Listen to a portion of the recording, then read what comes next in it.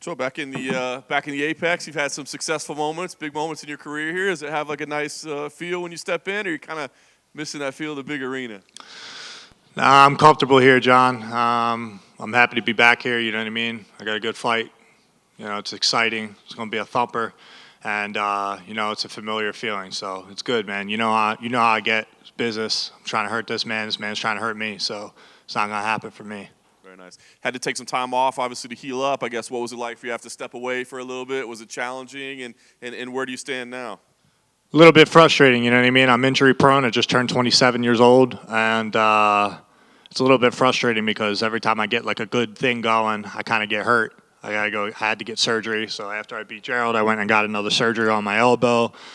Everything's good, you know, and yeah, I mean, I've had some other struggles, but I'm here and I'm ready to rock and I'm in great shape. And yeah, man, it's a little bit frustrating, but I'm here. I'm ready. This is what I did my whole entire life. So this guy doesn't bring anything I'm not ready for.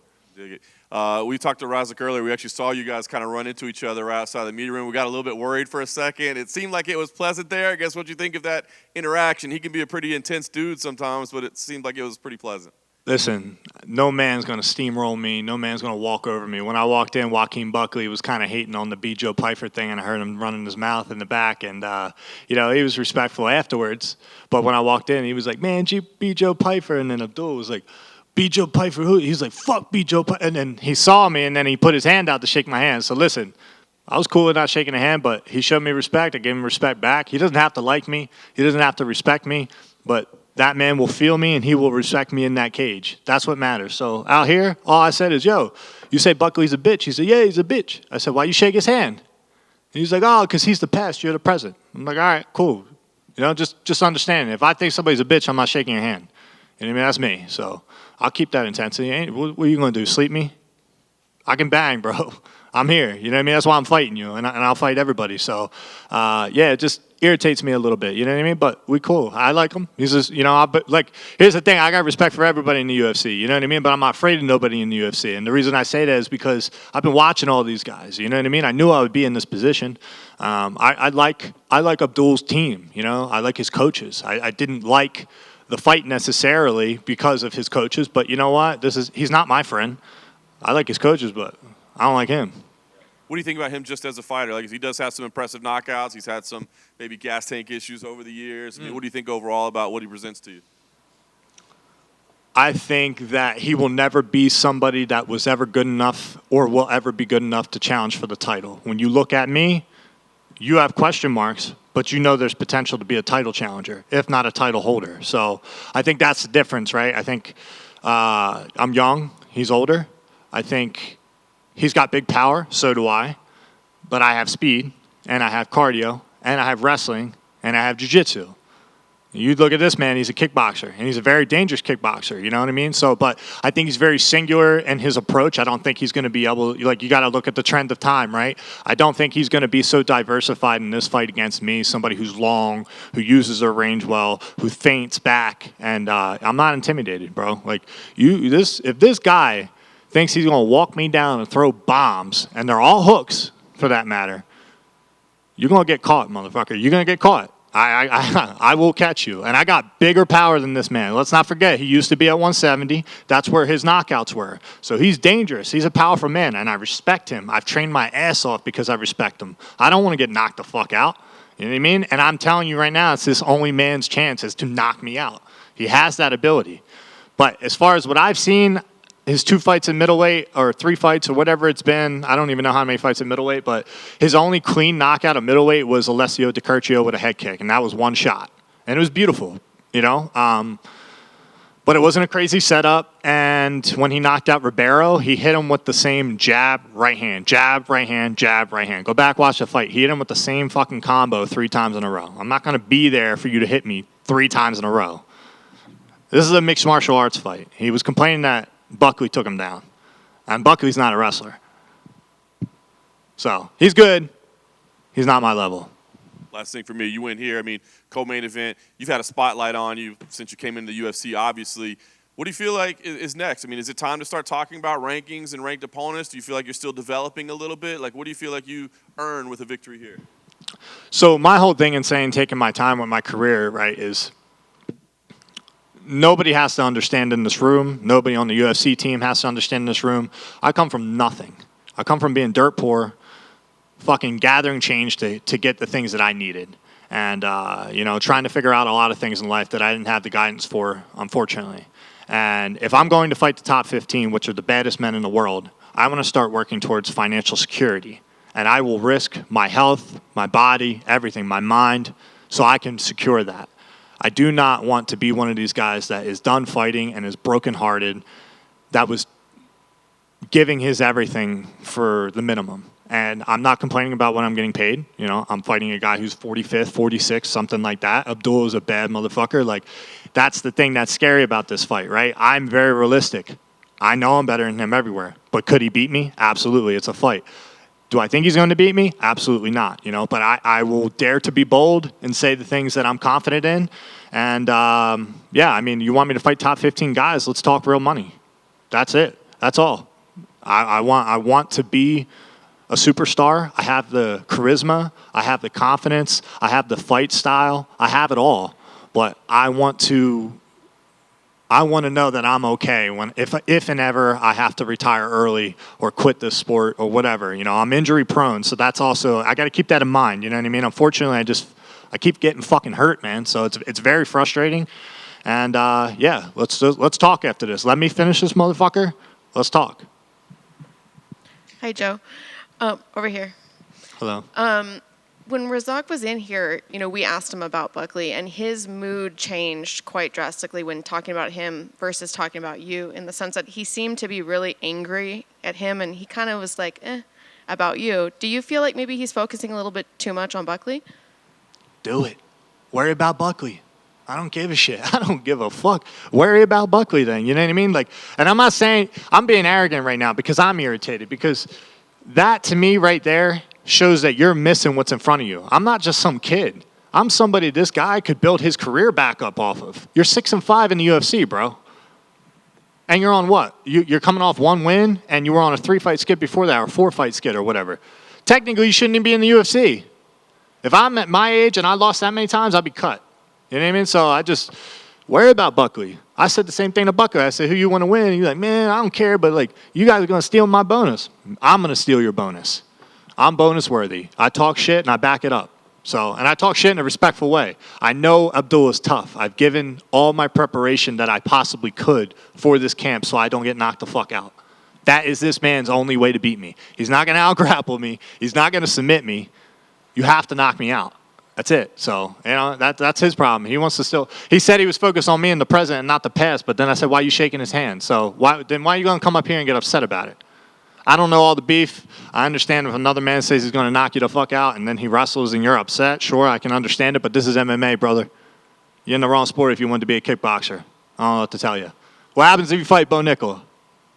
You gonna cry that he took you down? Get better at fighting. Thank you. Thank you. Hey, Joe. How you doing? Good, man. So obviously the Contender Series is back. It's in their final week next week. I just wanted to know what that show meant to you. Obviously, your first appearance, you had this horrific injury that kind of screwed your life up for a little bit, and then you go back and then you get to beat Joe Pyfer and you get all the spotlight on you. So just what did that show mean to you? I think the show is a great way to show how hungry you are, because it puts this pressure on you to go out there and fight out of your comfortability. Because if you don't and you just fight to your comfortability, you're not going to be drafted as a talent. I think Dana has gotten a lot more lenient and generous with his contracts, which I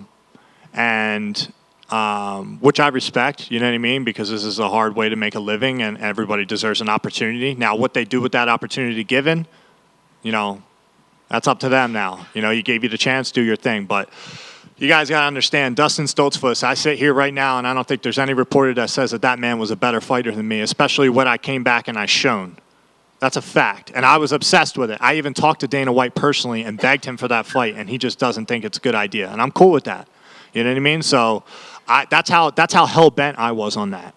And but you know what? I was a sore loser, too, in a way. I am a sore loser. I don't think that man bested me, so I got discredited, man. I broke my arm. I was out. I had no money. I was depressed. I was suicidal. I went to kill myself. I was like, man, I worked my whole fucking life for this, and now I'm nothing. I'm sitting out in my wrestling coach's basement crying, telling my girl, like, I'm nothing. Like, I'm literally nothing, and I'm sorry I let you down. I try not to get upset about it now because I still carry, like, a bitter chip. Like, I lost sponsorships. People didn't want to talk to me. But then I came back. You know, I had a strong management team, and they never left me. I've been with Lloyd Pearson since I signed, and I don't say this to, you know, Lloyd Pearson, my management, go with my manager.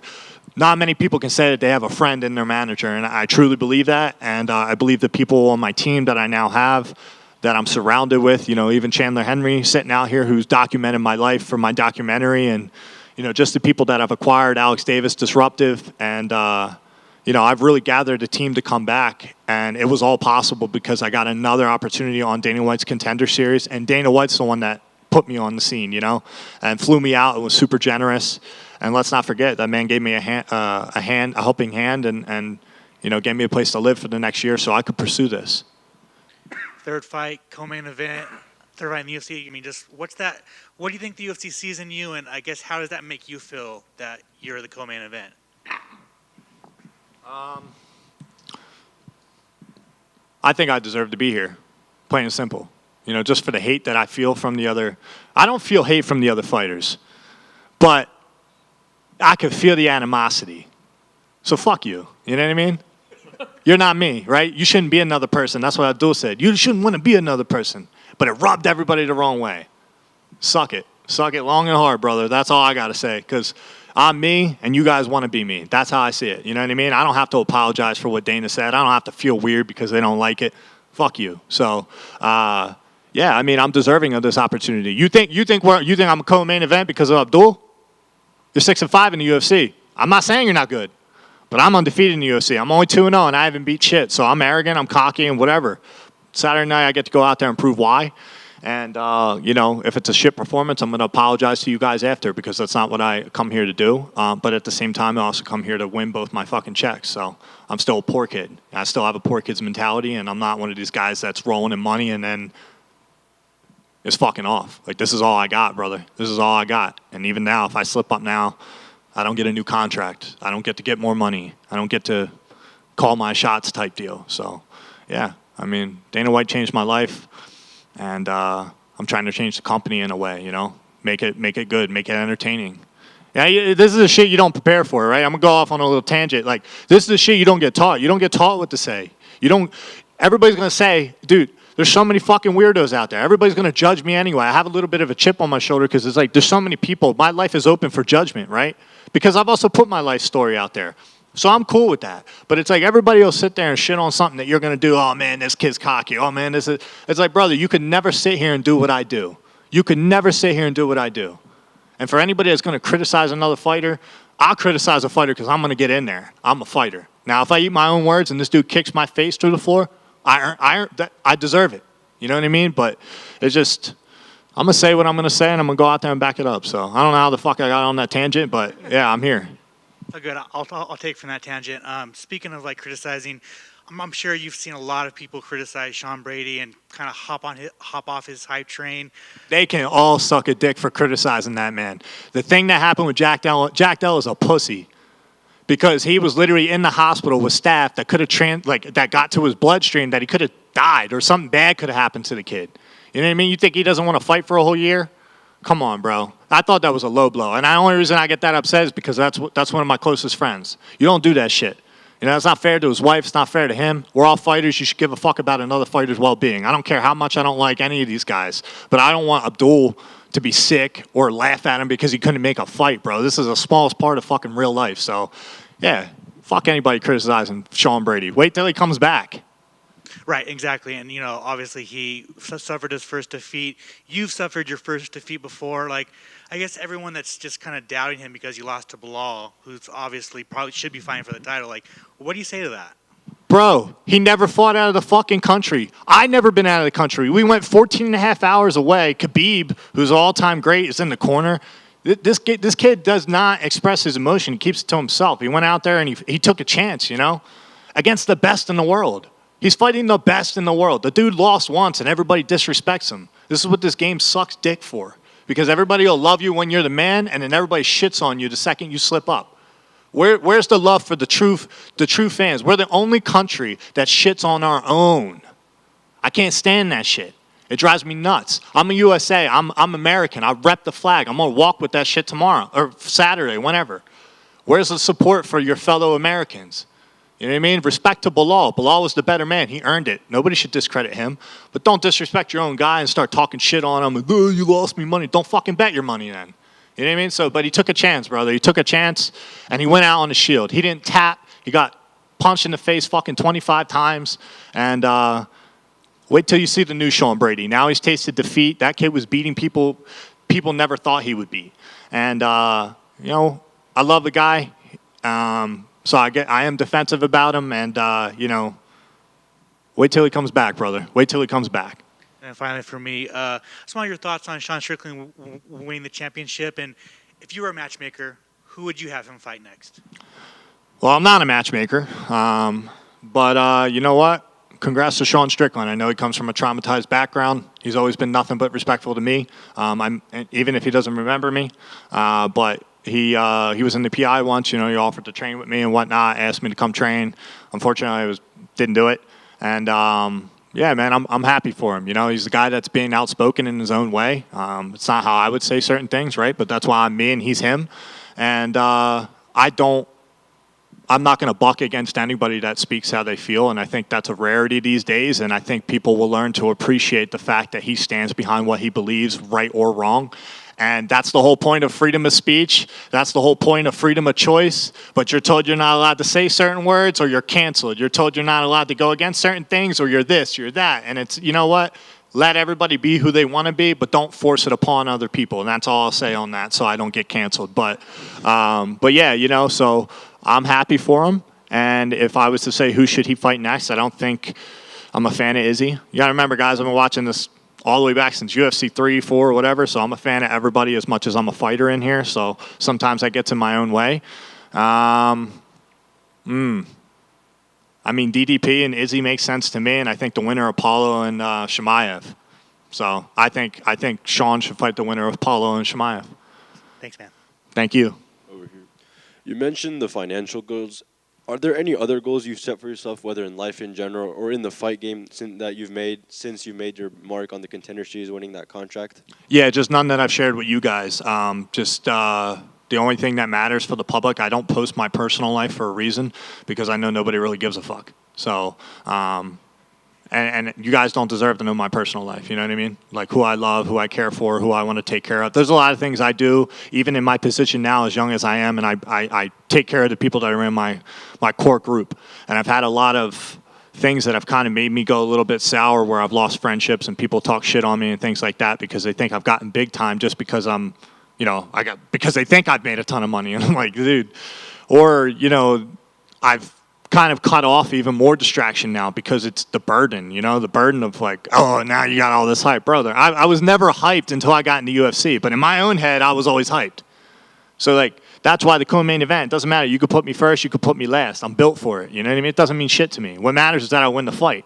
So, but yeah, I got more than financial goals, brother. I want to travel the world. I want to buy a house. I want to have a family one day, and I want to know that I took every daring, scary moment serious, and I didn't grow old because I was afraid or because I was scared. You know what I mean? That's one of my worst things I've convinced myself of, is I never want to grow old, and I get choked up even now because it's like I never want to grow old and realize that I don't matter no more, and I didn't go out there and give it everything I got, man, because there was a certain point in my life where that was it.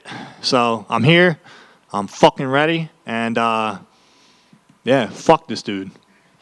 And do you have a message for someone that may be going through setbacks in their life, maybe when towards reaching their goals? Yeah, listen to the unspoken gut feeling that you have. My biggest telling of greatness, in my opinion, was my gut, my heart, and my mind. It was something I could never put a finger on, but it was something I always felt, and I always said, I don't think I'm meant to be average. I don't think I'm meant to be average. And brother, listen, I have people trying to chop me down, including my father, actively. This dude's got a fake fucking YouTube account to go on and hate on the fact. Tells me that I was a bad kid or I stole his story. Imagine a father convincing himself that a son stole his fucking story and believing that. Trying to call me a racist, all these things, blah, blah, blah, blah. Bro, people, and if I give that attention, right, like I'm giving in this interview, just to let you guys know and the things that happen, it's like there's some shitty people out there and they don't care if you're mentally okay. Everybody says, oh, yeah, you should talk, you should do this, you should do that. You should talk to the people that give a fuck about you because in general, the public doesn't care. We're desensitized in this country to not care about other people's problems. So don't sit here and be weak or be afraid to say what you have to say because of cancel culture or because someone doesn't believe in you. So that's what I would say to them. Believe in who you are. Don't neglect your morale. Don't let all this weird socially acceptable shit that's going on allow you to veer off track. And listen to the unspoken that's in your gut. Because if you don't think you're meant to be average and that's the only thing you can explain it as, stick with it until that's gone. Nobody in this room can outwork you if you have that. I promise. I couldn't go with whatever you think you're going to be the man at. I couldn't go outwork you at that, and unless I had that same feeling. It's not possible. So just stay diligent, dudes. Don't quit. Don't be a pussy of 2023. Thank you. Hey, Joe, right here. You're obviously talking about the changes you've made, not only mentally, physically, in your heart and your mind and soul, but you also mentioned how you were injury prone. For you, obviously that's very frustrating, but how have you made those changes because it is very much a mentality for you that failure is not an option? Yeah, that's exactly the strongest thing that I have is failing is not an option. We're always banged up. We always have injuries. But I trained really hard, and I trained with some of the best in the world. And one of my biggest teammates, and the reason I keep shouting him out is because I want everybody to realize, who I train with. And one of the kids is sitting right there, and Jose Soto. I want that kid to be here one day, and I want to show him, passing on to the next generation, even though he's only 2 years younger than me. But, I'm planting seeds for him, and I want him to see what this is like, and I want him to experience it. And to answer your question, it's just about self-belief. It's understanding that I have skills. Those skills don't go away because I got injured, you know what I mean? It's just I train a little bit different. I train a little bit safer. Then I know when to push. I know when to give my body rest, and that's just really fine-tuning. It's a weird thing, brother. Since I turned 24, everything's broke on me. Broken hands, broken ankles, broken fucking mental, everything. It's crazy. So, but I'm good, brother. I'm good for this one. I'm here. I'm strong. I feel good. I'm ahead of my weight cut, and I think that's going to be huge. And no matter what this man says, how he just, not really thinking about me, you're going to have to face me. And you're going to have to, I hit just as hard, brother. Awesome. Thank you. Good luck Saturday.